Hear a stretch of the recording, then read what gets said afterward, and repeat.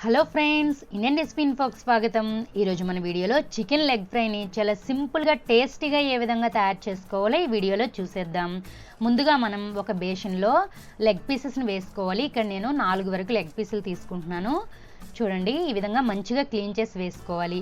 ఈ విధంగా వేసిన తర్వాత ఒక్కొక్క పీస్ని తీసుకొని ఈ విధంగా ఘాట్లు పెట్టుకోవాలి. ఎందుకంటే దీనికి ఉప్పు కారం అనేది మంచిగా పట్టాలంటే మనకి 2 వైపులా మంచిగా ఈ విధంగా ఘాట్లు పెట్టుకోవాలి. చూడండి, ఒకవైపు పెట్టిన తర్వాత రెండో వైపు కూడా ఈ విధంగా తిరిగేసి పెట్టుకోవాలి. ఈ విధంగానే మనం అన్ని ముక్కలకి కూడా ఘాట్లు పెట్టుకొని ఒక పక్కకు పెట్టుకోవాలి.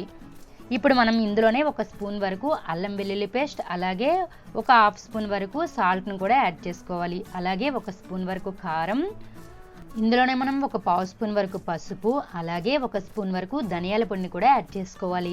అలాగే 1/2 స్పూన్ వరకు జీలకర్ర పొడి, అలాగే 1/4 స్పూన్ వరకు పెప్పర్ని కూడా యాడ్ చేసుకోవాలి. అలాగే 1/2 స్పూన్ వరకు గరం మసాలాను కూడా యాడ్ చేసుకోవాలి. ఇందులోనే మనం 1 స్పూన్ వరకు పెరుగును కూడా యాడ్ చేసుకోవాలి. అలాగే 1/2 పచ్చి వరకు నిమ్మరసాన్ని కూడా యాడ్ చేసుకోవాలి. చూడండి, ఈ విధంగా మనం నిమ్మరసాన్ని కూడా యాడ్ చేసిన తర్వాత వీటన్నిటిని ఒకసారి మంచిగా కలుపుకోవాలి.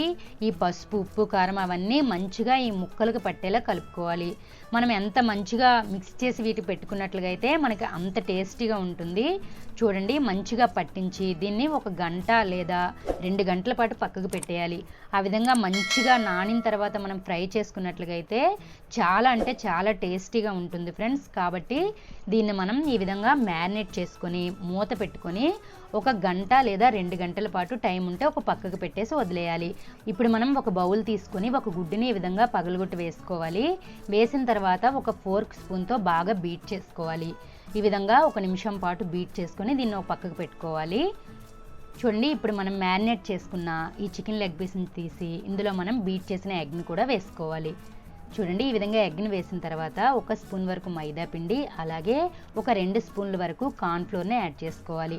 అలాగే 1 స్పూన్ వరకు బియ్య పిండిని కూడా వేసుకొని మనం వేసిన ఎగ్ మిక్స్, అలాగే కార్న్ఫ్లోర్, మైదా పిండి ఇవన్నీ మంచిగా ఈ లెగ్ పీసులకి పట్టేలా మంచిగా కలుపుకోవాలి. చూడండి, ఈ విధంగా మనం మంచిగా మిక్స్ చేసుకోవాలి. ఈ విధంగా మిక్స్ చేసిన తర్వాత స్టవ్ మీద ఒక కళాయి పెట్టుకొని అందులో తగినంత నూనె వేసుకోవాలి. ఈ విధంగా నూనె వేసిన తర్వాత నూనెని బాగా వేడెక్కనివ్వాలి. వేడెక్కిన తర్వాత ఇప్పుడు ఒక్కొక్క లెగ్ పీస్ని తీసుకొని ఈ విధంగా వేసుకొని వేయించుకోవాలి. ఇప్పుడు మంటని మనం మీడియం ఫ్లేమ్లో పెట్టుకొని వేయించుకోవాలి. అలా అయితేనే మనకి లెగ్ పీస్ అనేది మంచిగా ఉడుకుతుంది, అలాగే ఫ్రై అవుతుంది. ఈ విధంగా ఒకవైపు వేగిన తర్వాత రెండో వైపుకి తిరిగేసుకుంటూ వేయించుకోవాలి. ఈ విధంగా మనం 2 వైపులా మంచి కలర్ వచ్చేంత వరకు వేయించుకోవాలి. చూడండి, ఈ విధంగా మంచి కలర్ వచ్చిన తర్వాత తీసి దీన్ని మనం ఒక సర్వింగ్ ప్లేట్లోకి వేసుకోవాలి. ఈ విధంగానే మనం అన్ని లెగ్ పీసులను కూడా వేసుకోవాలి.